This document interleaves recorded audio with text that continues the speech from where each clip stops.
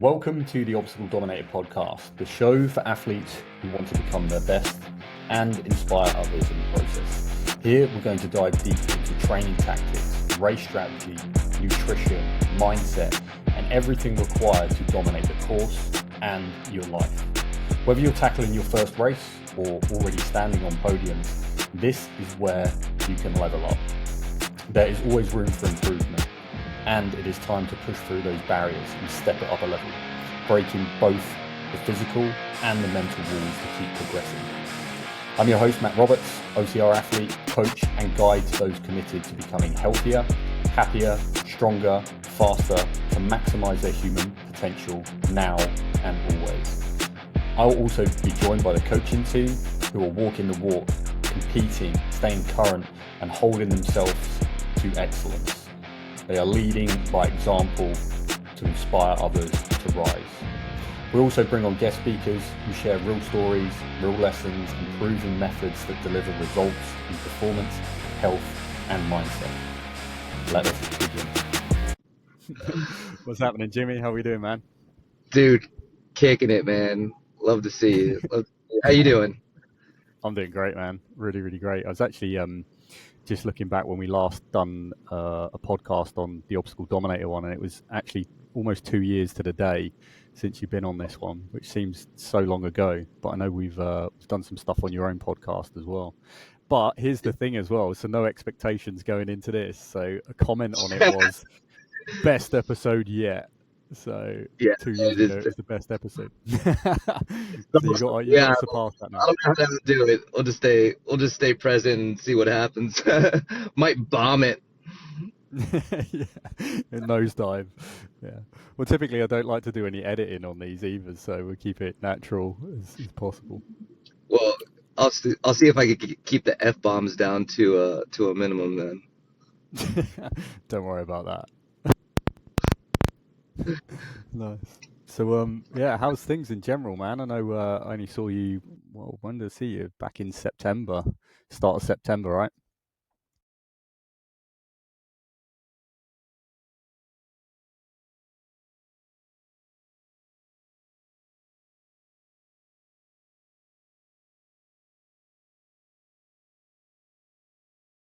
So yeah, we cut out a little bit. I said, so last time I saw you was back in September, so only, what, about 6 weeks ago or so? Yeah. What when you came to the United States? Yeah, man, that's it. Yeah, come and swung over with a couple of the guys from the UK. Dude, I had a little bit of FOMO missing out on that. That looked like a great race.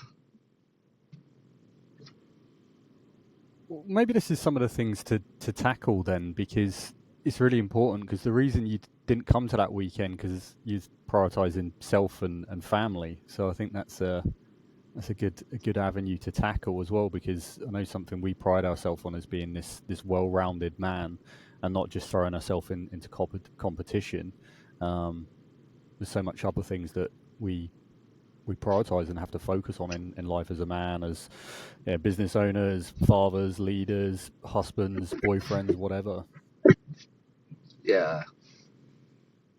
I think 2 years ago I had a different goal of a resume builder, and I guess through growth, it's sometimes it's more important to know what to say no to. Like when you have a good clear goal, like the overall goal, like the reason that I personally train so hard is really so I could be the best version of myself for the people around me. So it doesn't make much sense to leave them to run a race.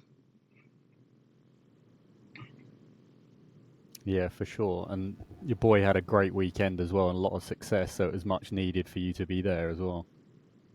Yeah, I mean, one, the kid, both of them are really good. I mean, in each their own rights.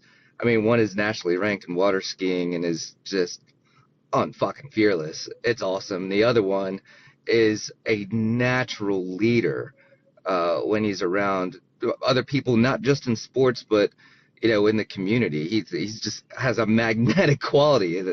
They're awesome. So if I could facilitate that the best I can, I mean, I'd love to be around to just help do that. And yeah, we lead by action, and they see the things that are important. So, I mean, they get to see me choosing them over anything else. They're just massively important. Agreed. I think it does come down to the leadership. And I mean, I watch a lot of your social media stuff on your stories and what you post, and you're out there getting it. But equally, like when you're spending time with your boys and your family, you're just having a great time. I saw one, I think it was yesterday, where yeah, you were like, I don't know, what you was at some game or something like that, and you're just like chanting and having a laugh.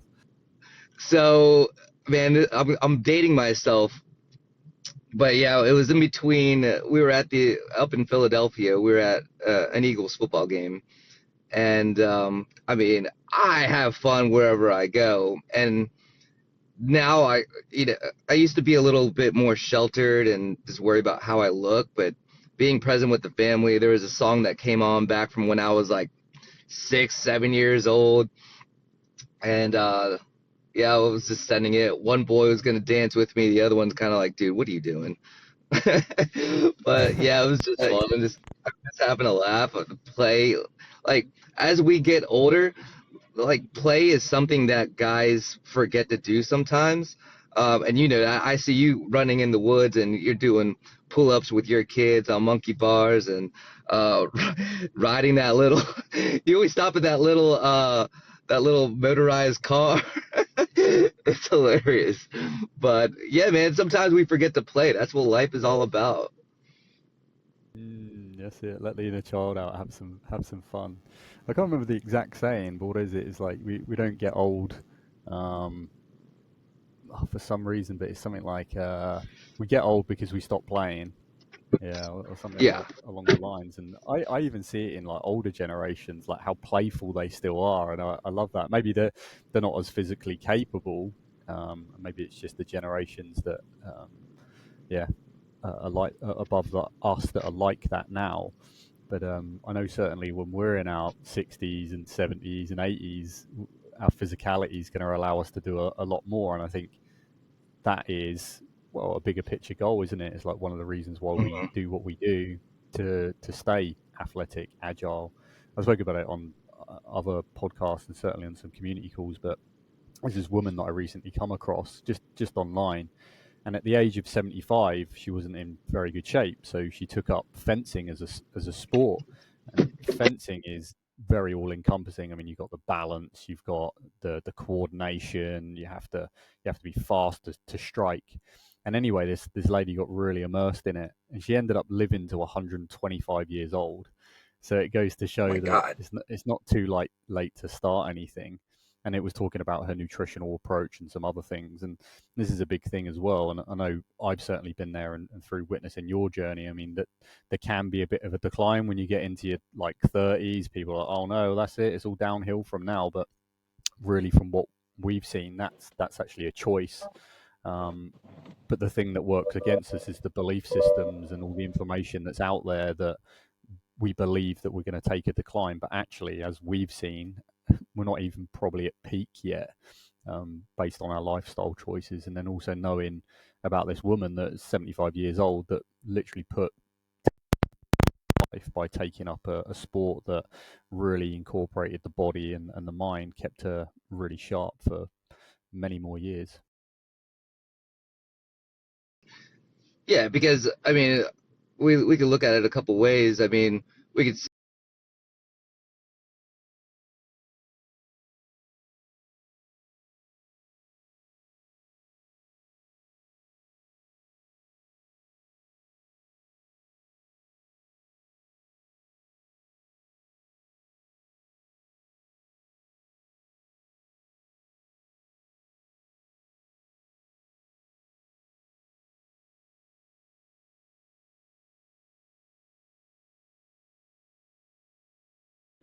The last thing I heard was the point of living.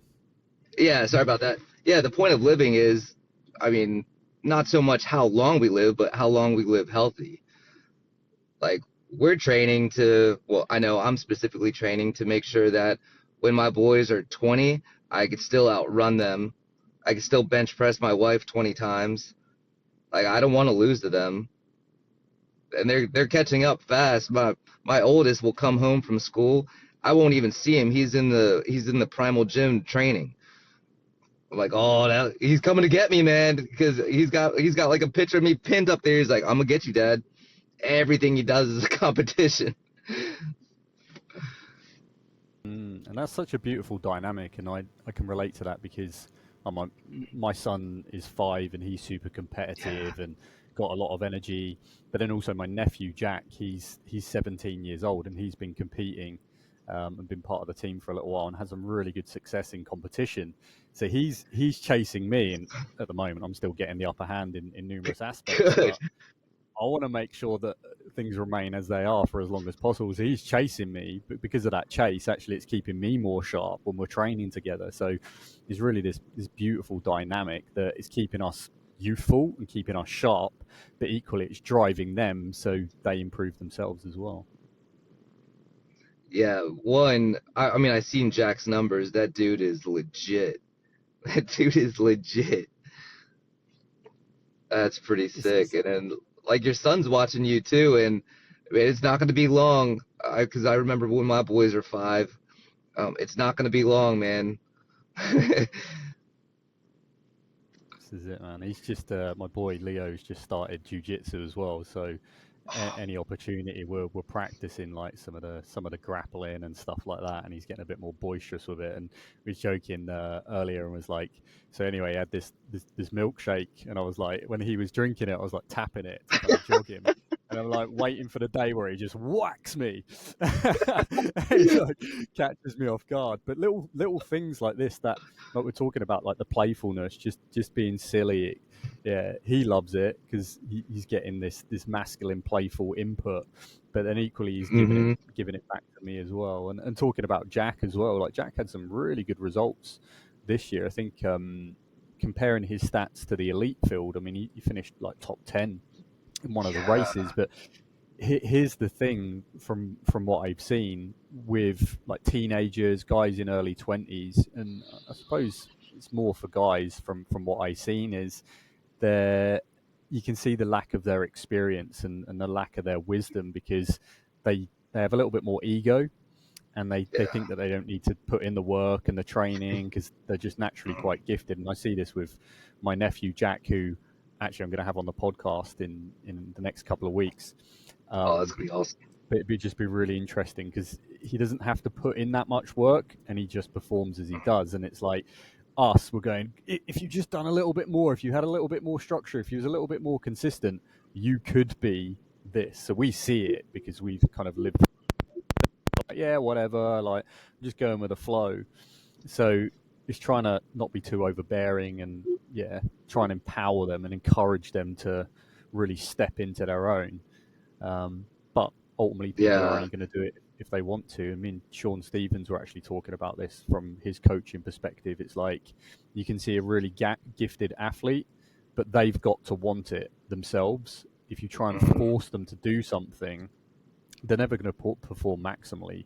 So it's yet again coming back to the playfulness and having fun with it. Yeah, there's a, well, I'm thinking of my oldest son Mooch, or his name is Cameron. I call him Mooch, but like as good as he does, he he always tries to find like the next level. It's like the kid has a chip on his shoulder, and I don't know where it comes from because I don't think I've ever told him no for anything. But like he'll uh he'll misstep. We'll go rock climbing, right? And he'll pick one of the harder ones and he'll fall off. And then he just looks at this wall and he owns it. Like he's gonna make this like rock climbing wall is like we're not gonna leave until he finishes it. And then he'll do it and he's like, okay, I'm done. I'm like, Jesus Christ, there's an attractive quality to that.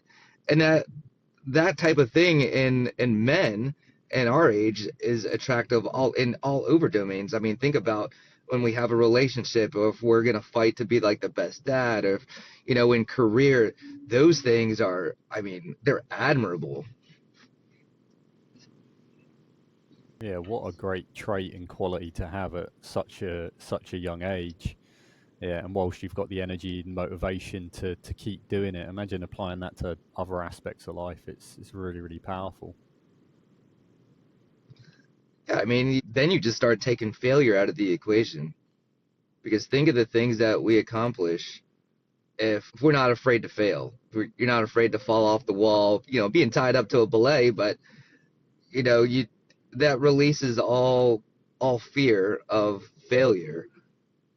And then you just said, like, all right, what can we accomplish? Fucking send it.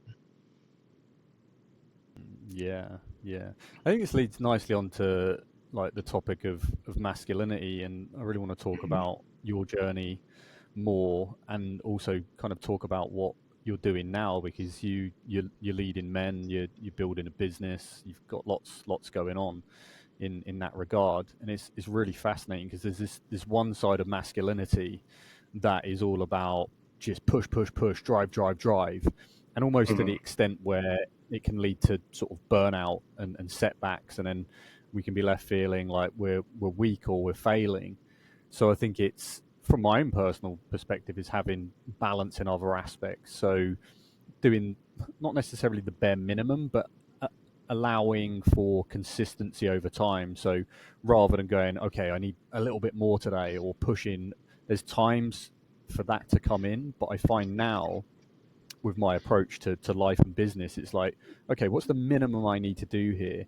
Okay, great, tick in the box. I'm succeeding. Mm-hmm. Even this morning, I've done some work this morning, and it's like, have I done everything that I wanted to do? No, but have I progressed? Yes. What's that going to look like in a week, 2 weeks, a month, 6 weeks, 3 months from now? Right. So it's the compounding effect of just really showing up in the best possible way and watching how those small, consistent changes compound over time and lead to big success, versus an approach I've taken in the past. And I think this comes from the military and really how I was like programmed and conditioned and trained, was you don't stop pushing. You don't stop pushing Mm-hmm. until it's done. But then it's like that short term intensity needs to move the needle to get something done. But is that really going to be the thing that keeps us in the game over the long haul? From my experience, no, it's just led to like burnout and then frustration and then not doing anything for months, which knocks the consistency off. So the approach I'm taking is very different to what it was. Like, yeah, you're really leading the pack on, I would say, masculinity, but just being balanced in all domains. I would really have to applaud you for that. Again, that's an admirable thing, because you you did the same thing as I did, is took a step back, almost, in a quote unquote, from racing, and focused on other aspects of your life. And I feel like that's a very masculine move. And when we talk about masculinity, the things I like to convey are, one, let's define it in a way where we could say that masculinity is disciplined energy directed towards a purpose, right? So it's not all energy going towards one single thing. It's not like we have to go out on a cliff bare chested and howl at the moon, even though that shit is baller, right? But Yeah. it could be directed towards self-love and self-care, hiking with a community of other like-minded individuals. It's true masculinity is, it's almost grounded in its own presence, and the ability to stay calm under chaos, and take responsibility where that's needed, but really just acting convicted. um it's strength, not ego. Mm.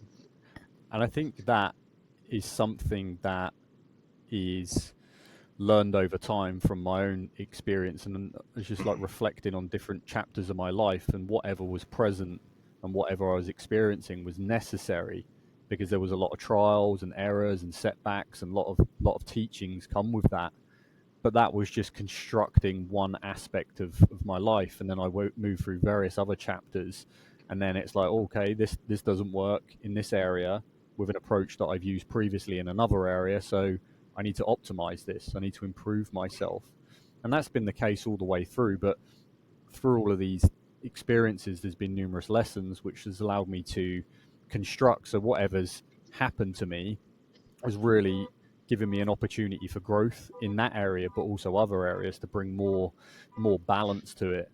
And if we talk about like military career, that's very like masculine, taking action, go, Yeah. implementation, and really just like, yeah, having that fire in your belly, and driving forward. But that doesn't work in relationships. That doesn't work as a parent. That doesn't work in business all of the time. So we need to, yeah, we need to have more of a grounded, more of like an intuitive approach. And maybe that's touching more onto like the feminine aspect of it. So when we talk about balance, it's having the masculine, which is the action, and the drive, and the presence, and the leadership, but then also having the more grounded side, the more nurturing side, the more intuitive side, which comes from the feminine aspect as well. Yeah, there is a healthy balance. And I mean, through personal growth, I think a lot of people realize this in me before I did, of my, like, I'm, I'm a masculine male, right? But I do have feminine qualities, right? Like, I do get emotional. Like, when I play really hard, and I get excited. When I get mad, I get really mad, right? But also, when I run, some of my best runs have been in a jungle, and I'm running to like a waterfall.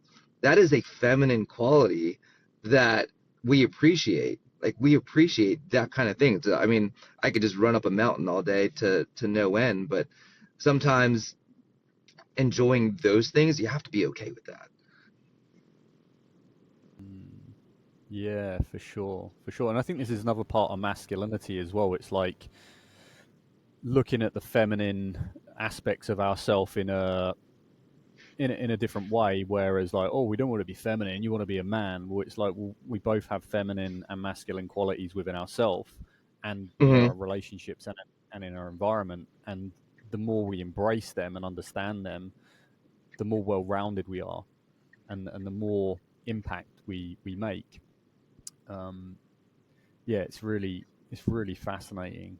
And you kind of have to, yeah, check yourself and step out of the environment to look from a different perspective to understand that. And often that is just giving ourselves the grace to have time and space to, yeah, reflect, and not be in action. It's really fascinating. I see it with a lot of athletes now. Um, really through my own journey, which I didn't see. It was kind of like in really like a shadow aspect. It was an unconscious behavior. But a big realization I had about 2 years ago, and it was actually quite derailing for me, was reflecting on my childhood and all the things I'd done in my childhood, reflecting on my military career and all the things I'd done in my military career, and all the successes and everything that I had. And then when I left the military and started business, all the things that I'd done to construct business, and then being a competitive athlete and all the successes I had there. That wasn't actually coming from a healthy place, because it was just very driven by really like wounding, that come from childhood and various experiences from life. Now you could look at that and go, well, Yeah. that's really bad. Well, it's not, because actually it constructed my life in the way that it is today. So I'm nothing but thankful and grateful. However, in this chapter of my life, that's no longer what I need or what I want, because I understand that that's not healthy. So I kind of had to take a step back and evaluate, to then, well, further fortify myself, and grow through the experiences that I had. So it's like all the successes I had come from really ego, and really wanting validation, through having success, and that come from like my parents not being as fully present, my father not being around. And as soon as I had that realization, I was like, fuck, why am I actually doing this? Am I actually doing this for me, or am I just seeking stuff to try and fill myself up from the external world? And every time you have a success, you're like, well, that's great. What's next? And you keep doing it and doing it, and you fill the void momentarily, but then actually you seek the next thing because actually the void is still there, and you just kind of patched it up a little bit. So then tapping into the deeper work, and as you know, I've done a lot of work. I've been on a lot of retreats and events, and some of the stuff Yeah. you've been hosting as well is very similar, like getting together with people, having community, sharing stories and understanding, and yeah, having these beautiful profound experiences which allows us to deeply reflect on our life and what's within us. And then when you realize that actually you can't fulfill all of your needs from materialistic or external things, actually you have to heal aspects of yourself to really like heal that particular wound and fill that void. And then as soon as that's done, it's like, do I actually need all of these things? And I was on a retreat in June, and I'd done an 8-day fast, and it was a silence retreat in nature. It was beautiful, and it got to a point on that retreat where I was like, I don't need anything, which is like really, really powerful, because there was no external stimulus or input. I wasn't having my daily coffee. I wasn't eating the foods that I was enjoying. It was just this stillness, and I had to work through some stuff. But I don't know, about 6 days in, I was like, I don't need anything. Like, I have everything already within me, and that was super powerful for me. I was like, fuck. But also, this can be quite derailing for people that are kind of on the path and driven and want to be success. So it's, what I'm talking about is not removing these aspects of ourselves or the ego that takes the drive away. It's about still having that drive and that fire in the belly, but making sure that it's coming from a more healthy place.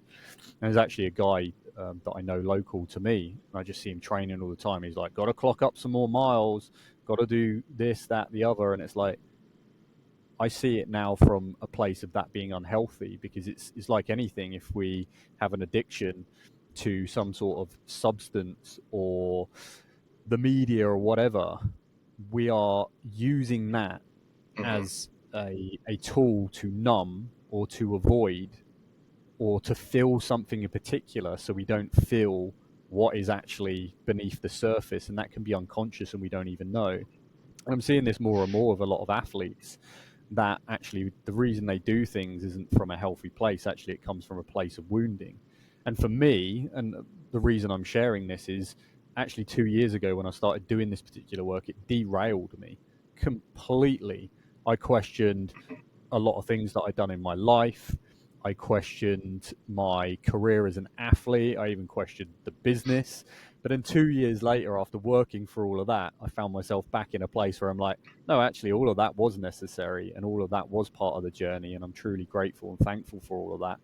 So now I'm operating from a healthier place. I'm better as an individual. And actually, me sharing this information means that you don't need to kind of go into this deep, dark place. You can have all of the things, but just make sure whatever you're chasing or whatever you're wanting is actually in alignment with you as an authentic person, and you're moving towards your truth and your true path, versus doing things that you think you want or you think you need, when actually that's not what you think or need. So anyways, it's Yeah, become a little bit of a it's just deep like conversation. yeah. Well, I mean, we have the ability to go there because we've done the work, and sometimes that's where guys at surface level, when we get into just external validation. I mean, I think all of us have fallen into that trap. Like, you get into racing to make you feel good, because I mean, it could be from that chip on the shoulder that you had, because it makes you feel good in the moment, and that's just surface level. That's not where the real healing is. I mean, the truth is, I mean, as guys, most of us receive love in two ways: words of affirmation, physical touch. And through brain chemicals like oxytocin, that's like a feel-good chemical. We actually, on average, stop receiving oxytocin at the age of 12. So the rest of our life as men, as we're growing up, we're trying to fill a need that sometimes that we don't get. We would love to get it from other people. I mean, it feels good if somebody says, Matt, dude, I really appreciate you and what you're doing, that's a little shot of oxytocin. It feels good. Or a hug. One of my favorite pictures of me and you is after Palmerton. My legs are wrecked. I was cramping, but dude, there was you, and it was like a great hug afterwards. I think you do that to everybody, and it's such a powerful thing, and you can't give that unless you're healthy yourself. So that's a testament to the work that you've done yourself.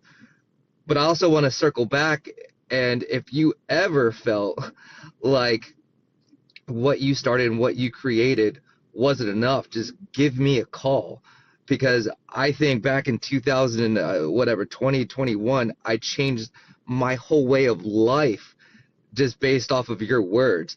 I didn't really know much, but I trusted what you said, and it changed my life. And that's where I want to be a microphone to other guys to be like, Jesus Christ, there's more out there. The purpose of what we do is really to be happy. Like if most men think about like the happiest time in their life, that's what we're trying to improve. That's what we're trying to get into. I mean,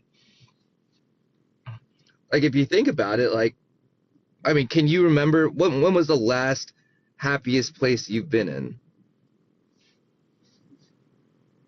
Oh, many, man.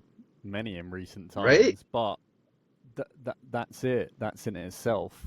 And this feeds into the chase, because we chase the materialistic item or the income or the next thing or whatever, but it's this hedonic treadmill of just pleasure seeking to fill that void with a feeling that only lasts momentarily.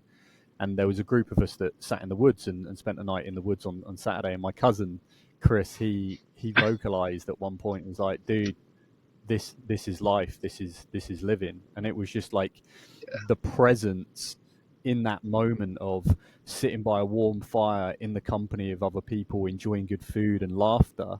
And it's like, you can't put a price tag on that, versus you get the car, you get the house, you get this, that, the other. It's like, it's great, but within 12 months, I think studies have said, it's like you return back to baseline levels of happiness. So we've got to have that feeling from within, by creating that state within ourselves and with our environment. And kind of going back into what I was saying about on that retreat I was on, is like, I don't need anything else. I already have it within me. Yeah, it's super, super powerful. I wanted to touch on also talking about like the oxytocin, because this is really, really powerful. I had a consultation with Dr. J a few years ago, and he actually spoke about oxytocin. And it's really fascinating what you're saying about like decline after the age of 12. He was like, Matt, you have a deficit at this particular stage of oxytocin. It's in your genetics, in your DNA. And anyway, it led on to the subject of a deficiency of oxytocin, and men in particular having mental health issues because they have a deficit of oxytocin. And then he was like, okay, how was your military career? Have you suffered with any like post-traumatic stress or any anxiety or anything like that? And I was kind of like, well no. And kind of tying into a similar sort of period of time, it fed into actually having more oxytocin in my life through relationship, but also being in proximity to other men. And you mentioned about a hug. Like, I remember this one hug I had with this guy called Joe, who was a mentor of mine from ages and become a really good friend. He gave me one hug that fucking changed my life. And he, like, as soon as he hugged me, he kind of pushed me away and looked into my eyes and he said, I love you, brother. And it was just this most fucking powerful moment. And we as men, we need this masculine presence. We need to be sort of held and to have that oxytocin. If we have that more, what we're going to see is our mental health conditions go down, like that, to stabilize more. And also I went to a retreat in Spain a few weeks back, actually, after I come to the States, and there was this guy there, and he was sat in front of me in the space that we were in, and it was quite cold in the evening, and he just goes, do you want a blanket? He said it in Spanish, and I kind of didn't understand him, and I was like, oh yes. But he didn't just give, as I was laid there, he unraveled the blanket and put it on top of me and tucked me in. And this is kind of highlighting what we're saying, because the masculine in that moment, or the man could feel inadequate, that another man is doing something for you in that moment. But actually I fully surrendered to it and felt like a child in that moment. I was like, no, this is cool, I'm going to let him do that. And when I dropped into that, there was immense amount of healing from that, actually, like childhood healing, because it was like I never had that as a child from my father. So to have that done to me as a man and accept it in and amongst all the other things that I accept from other men now was super, super powerful. And it was almost like a test in that moment to see whether I could surrender and drop into that space and be okay with it. And as soon as that clicked, I was like, wow, that was fucking powerful. So this simple act of someone just giving me a blanket and putting it on me was really, really powerful. So yeah, Can you I mean, imagine there's that? a Like lot. if ego got in the way, if ego got in the way, then I mean, that would probably be like months and months of trying to find something like that. That's a lot of growth, man. But It that's says a like, lot I mean, about men as parents as well, like yeah. what we should do for our But I mean, children. you said it yourself. You said it yourself. Like you've been living a really purposeful life, and a lot of good times. Like I think everybody wants to get into that state where it's a flow state. It's like when you're in the campfire and you guys are just hanging out, there is no thought of time. It just sits there like you're just locked in. Any type of doubt disappears. You're just like present, and that's what I think we all want to get to. And there's a science behind that. It's like the flow state. Stephen Kotler says it's best. To get there though, you wish you could stay in that moment forever, right? But to get there, there's a couple stages before that. There's got to be some sort of struggle, right? Or and that's where dopamine actually starts rising. You start chasing. It's like, shit, I need to get there. And you might be at a campfire at the top of a mountain. The dopamine is like, I see where I need to go to. So the dopamine rises, and guys, like, testosterone rises, and we're like, woo, let's go get it, because this is almost the hard but fun part. And then soon as we see the clear path, there's almost like a release. And that's really the second stage to get to where we're going. It's like, all right, here's the path. I still know it's hard, but we got to chill and just keep on going. And then you finally like get locked in. You get to the top there, and it's great. You want to stay up there forever, even though those stuff, it doesn't last forever. But after that, we have to remember, when you walk your way down the mountain, there's a recovery period. Your legs might be sore, but there's massive oxytocin and serotonin, like the feel good endorphins. Like, you remember all that, right? Now, when you get to the bottom of the mountain, there's little dopamine. So what that means is there's probably not a big reward for running back up that mountain again, but you want to just sit and enjoy it. There's going to be a lot of thoughts running through your mind, and you just sit with it and you recover. And that's a good time for reflection and self-love. I mean, but we have to remember that's all a cycle, because after recovery we're going to want to do something like that again, and then we get into the struggle and release, and we get into the flow. And that's almost like the purpose of life, is getting into that flow state and knowing it doesn't last forever, but enjoying it while we're in it. Kind of just That went on a little is, soapbox there, but yeah, but no, that is it in itself. And you've probably heard it from people, like if you're climbing a mountain or doing something that's really arduous, don't forget to take in the view as you climb. Yeah, rather than just looking at your feet. And I've had many moments like that in beautiful mountain races where you just kind of stop and you look, you're like, wow, look where I fucking am right now. Like I've created this. I've chose to do this. So it's being present in that moment and having the enjoyment, because that's why we do it.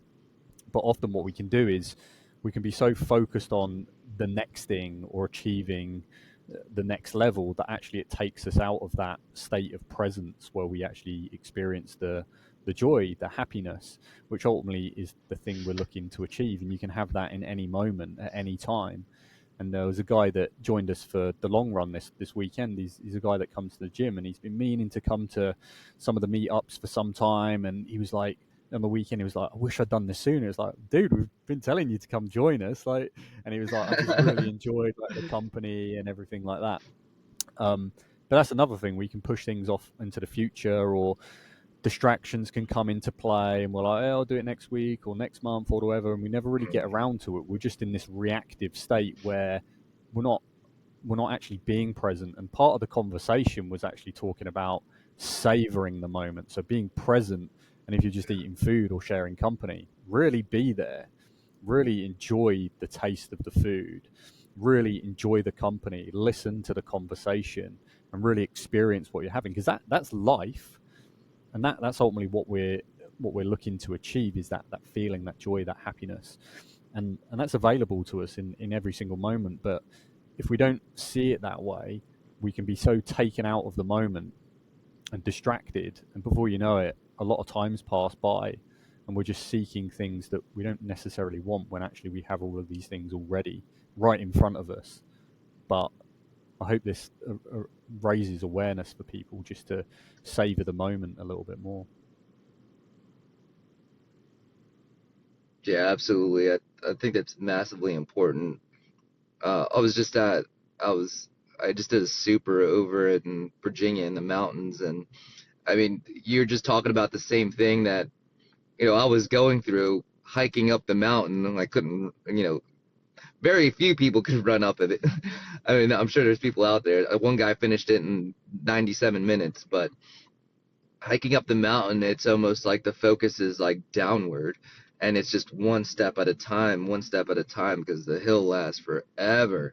But when we got to the top, one of the coolest things that I ever experienced is there's a big cliff, and if you made a wrong turn, you're falling 300 feet or 100 meters, right? Like, but you got to see the whole valley.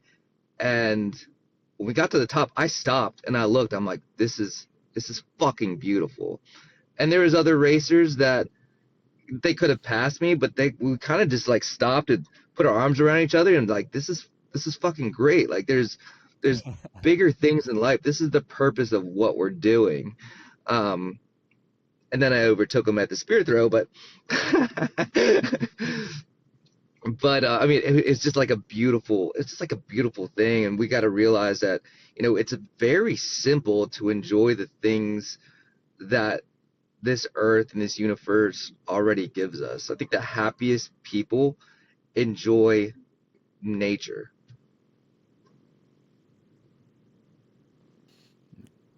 Yeah, 100%. Yeah, and it sounds like a beautiful shared moment, and a great thing to remember in those moments, especially like when we're going through like challenging situations, which we're choosing for ourselves in the context of a race, is I get to do this. And this is a conversation that I have frequently. It's like, yeah, when you stood at the top of a mountain, yeah, not everyone has the opportunity to do that, just due to, I don't know, commitments, maybe physical challenges, maybe stuff that's going on in their life. So like, we are truly blessed, like physically and mentally, to be able to do those things. And maybe part of that is decisions that we've made in the past that have led us to be able to do that. And actually, I think that is a huge part of it, because we are what we are because of decisions we've made in the past that have created the life that we have. And equally, looking forward, the choices that we make are going to create what comes to us in the future. But then it's not being complacent just because we have it now. We always need to remain sharp, and we always need to focus on that next thing. And that's why I love the sport of OCR, because it's so dynamic in terms of how we have to train the body to be prepared to overcome the terrain and the obstacles. But then also it's the climate, the conditions, how we have to prepare for that mentally and physically.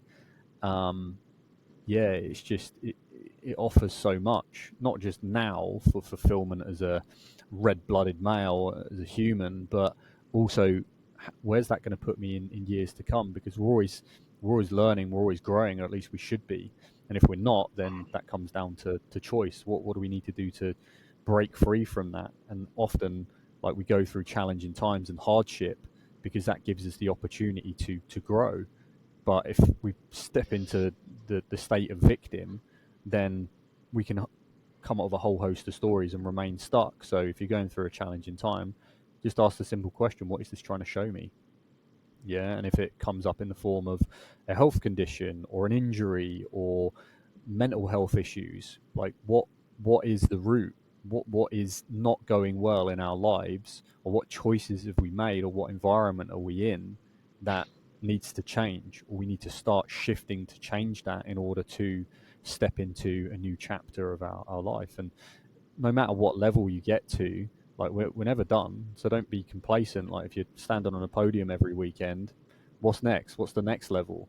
Yeah, always be Hmm. seeking, because I speak about my grandparents regularly, and once they retired, I mean, they had a lot of success, like pretty wealthy and lots going for them, but they just decided that that's it. I'm retired now. I'm not really going to do anything else, and that decision was the inevitable start of the decline.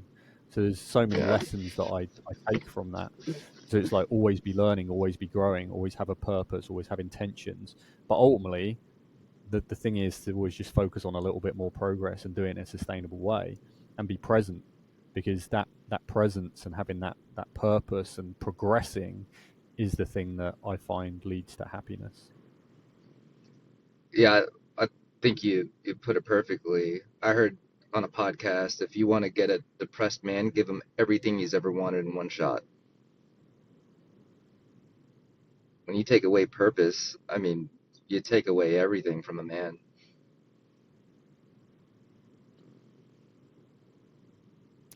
And this is it. It's like yeah, if you just put them on the mountaintop, drop them off on a helicopter, you're kind of taking away, you're stripping away the the challenge of the climb, and therefore the reward of actually getting to that summit.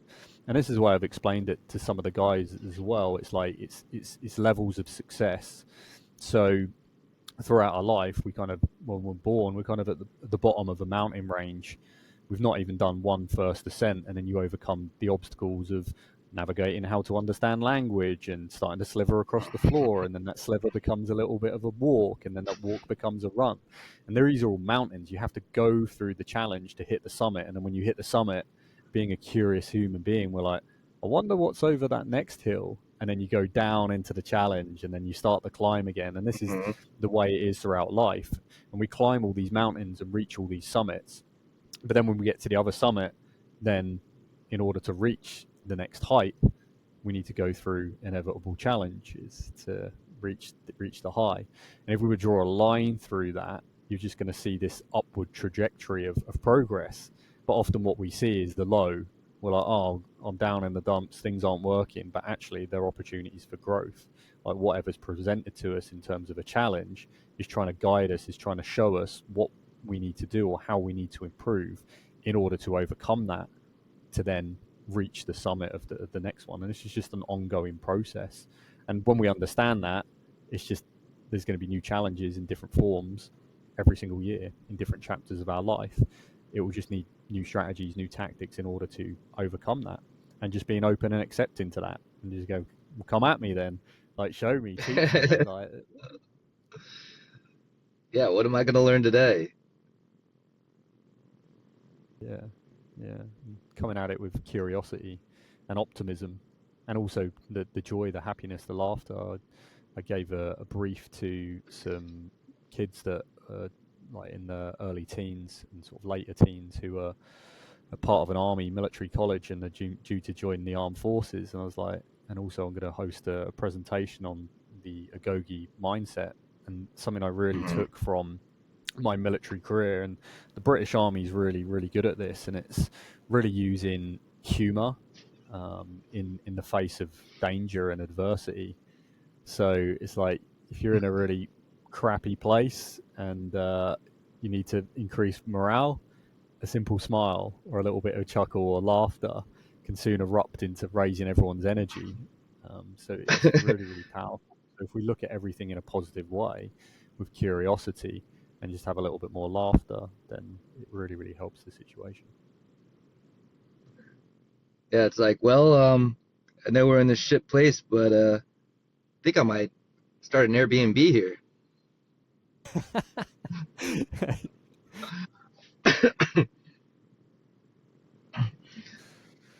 Yeah.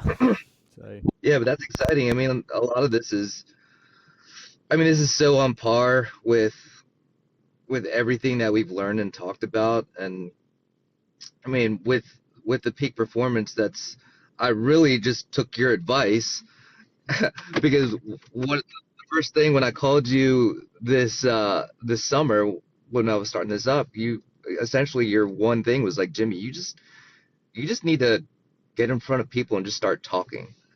So that's essentially what I'm doing is I'm just talking to small groups of guys around my local area. I'm staying away from the digital. I mean, as humans, I feel like there's a big value in connection, in human connection. Um, but the whole premise is having the primal philosophies for modern men. I mean, we most of us know the 10 laws that Mark Sisson has. I mean, it's like move frequently, don't eat poisonous things, lift heavy things, sleep, recover, get sunlight, play, eat real food, avoid stupid mistakes. Like that's the premise of it, but we don't need much to get where we're going. Um, a lot of the socials that you see, I mean, they're not really me coming from a place of I know better. They're actually reframes of stuff that I'm going through, and I'm reframing as a positive thing to myself, and that's what I post. So it's more coaching and notes to Jimmy than it is like me trying to teach. I'm like, hey, today, uh, I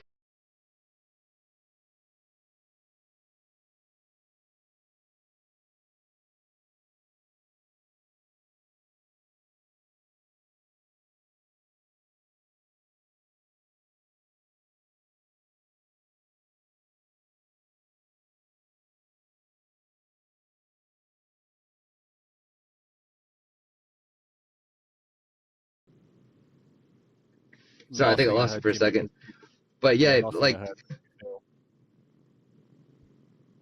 what was that? Last thing I heard was say you feel you was talking about the primal laws and like application from your own experience and reframing. Yeah, Hmm. and essentially speaking to yourself in your posts. Yeah, like some of those is, you know, for example, like Jimmy, I might feel entitled today, and yeah, I know, everybody wants the view from the top, but don't forget that it's the small little things, it's the hill that are actually sharpening the skills. Because like what we were talking before, yeah, it takes skill building. You can't just run up a mountain. You can't just run up a mile mountain and do it in 15 minutes, right?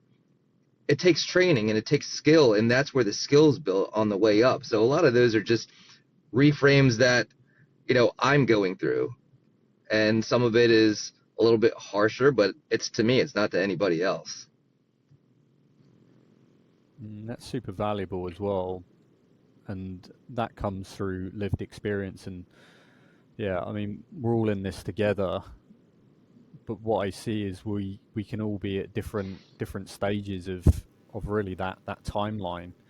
But the beautiful thing about getting people together is actually we can share the experiences and therefore learn from people's perspective experiences, so that actually we can balance ourselves more. So there's attributes that you have that I don't, but by me spending time with you, I can improve that, and Mhm. vice versa. And yeah, when we share from experience, like things that we're overcoming or overcome, that speaks to ourselves as a reminder. But then also, there's people that are currently in that place that need to hear that precise thing in that moment.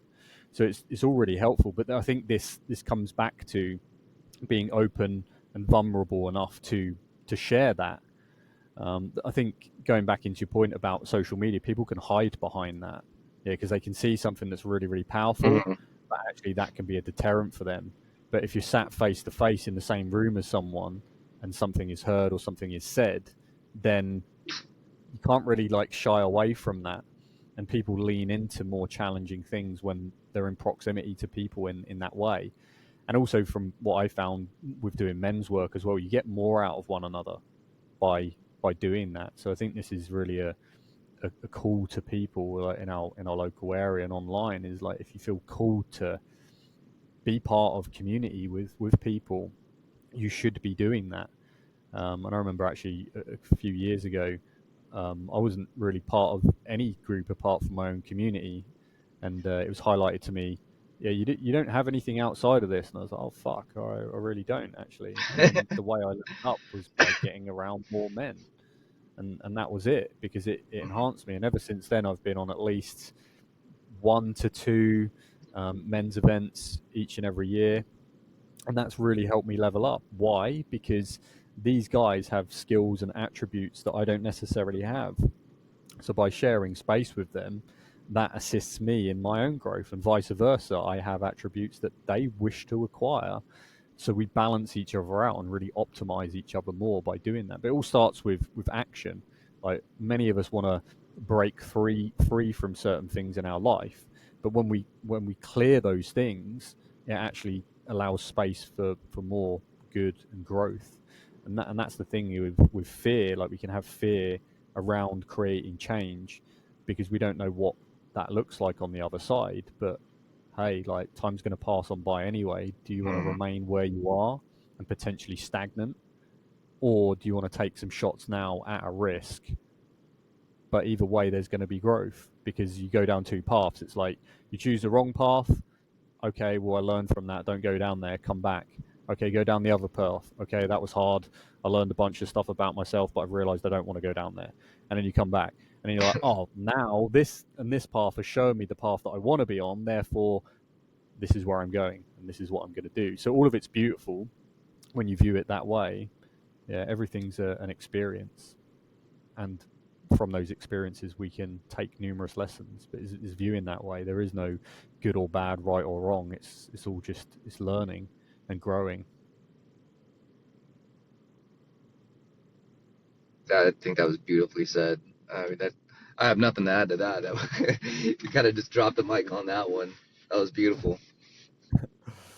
um Awesome, man. Is there anything else you wanted to touch on while we're here? I mean, I know we could chat for hours, and we could go into racing and Yeah, I was gonna say uh, that we could have one of those 3 hour long podcasts. But yeah, man, I think I I think there's a lot here as far as focus and discipline and purpose and masculinity. There's a lot here, and hopefully, there's a lot of guys talking or listening to you. So I'm hoping they get something good out of this.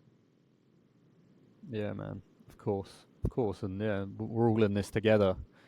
And yeah, like, there's so much like potency to this conversation. And yeah, even if you take one thing away from this conversation, listeners, and apply it to your life, I guarantee it would be pivotal. I mean, like, I'm very fortunate that I come across this way of life and living, and it transformed my life. It was like the paths. I went down the wrong paths, and that sent me back to the center. And then I went down the route of primal living, and it transformed my life. And I was like, I've just this with everyone, and that's what I did. And then we met each other, and then you applied the strategies, and then you're like, boom, wow, this fucking works. And now you're sharing it with other people, and that's all we're doing. We're knowledge sharing, exchanging, and by having proximity to um, other people, we can have that knowledge share and exchange, and all collectively grow and construct each other.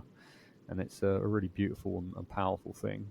And we're not just talking about physicality; it's about um, yeah, being a man, well-rounded internally, and having the balance there, uh, having it with our physicality, having it with our mentality. Many people wanting to construct their spirituality as well, but having balance between all attributes of life is absolutely key to our levels of happiness. So that's what we're striving for, is, you know, within self to become healthier, happier, faster, stronger, more well-rounded human beings, but then also wanting that for other people. So yeah, if you've taken value from this conversation, share it with one person. That it goes such a long way. Yeah, if you get a chance to talk to Matt, do it, man, because was it 5 years ago, you changed my life, and you're gonna, whoever you come in contact, you're gonna do the same. And you individually are such a powerful force, and I really, really value our friendship. I mean, you're in my top three, man. So one, I really appreciate it, and that goes for Chinny and Liam too. I mean, they very awesomely reflect what you do, but you as an individual, Matt, I appreciate your friendship, and it's you're a very high value individual. Thanks, bro. I really appreciate that. And one side of me really wants to like own that and sit with that and bask in that. Yeah, but also right back at you as well, man. Like, yeah, thank you for all that you do and who you are, and thank you for your support. I gain a lot of value from you and our conversations, and really value our friendship. And yeah, really, what's ahead for you? I'm excited. There's nothing but more growth and happiness for ourselves and everyone around us. So yeah, let's continue to build ourselves and build other people, and really see where that takes us. Absolutely. Well, iron sharpens iron, my friend. That's it. Well, looking forward to meeting up next time as well, man. I'm in talks with some of the guys in the community about potentially doing Seattle Pan American Championships next year in September, and also looking at doing Hvar in Croatia as well. So it's going to be the next Spartan stuff that I do in the States and out in Croatia. But yeah. Well, look forward to it. We'll see you soon. Yeah, go ahead. Yeah, likewise, man. Where can guys find you on social media and find your groups that you're putting together if anyone wants to do some, I don't know, like training locally or men's work or anything like that, or just come into any of the meetups and gatherings that you're doing?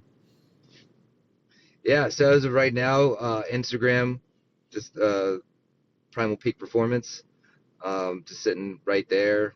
I have most of what I do is in person.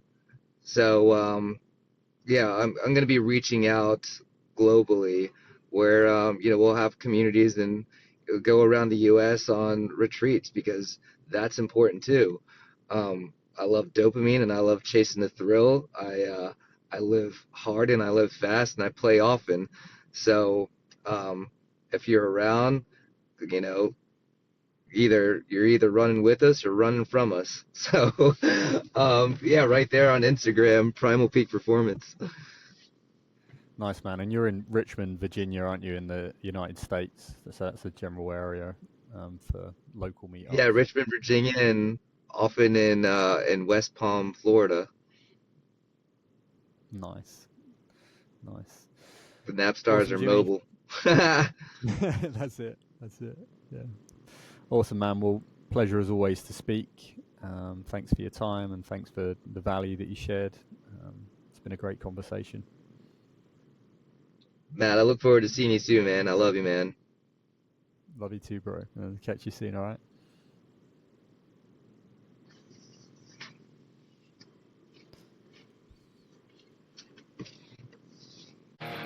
That is it for today's episode of the Obstacle Dominator podcast. Thank you for listening. If you've gained value from this episode or any others, all we simply ask is you share that with one other person. This one simple share could be the breakthrough that they need to get unstuck and start making progress again, and support more athletes to become healthier, happier, stronger, and faster human beings. If you feel called, please leave a review, tap the stars, give us a rating, head over to YouTube and subscribe, or just simply follow the show. These simple action steps go such a long way in helping us reach more athletes over time, and would love for you to be part of that. Proximity is power. If you are an athlete that's ready to take your performance up a level, then join us over on the OCR School. This is a community where you can surround yourself with the right people as you learn and as you rise. Learn from athletes who are not just talking the talk, but walking the walk, getting results, body and mind.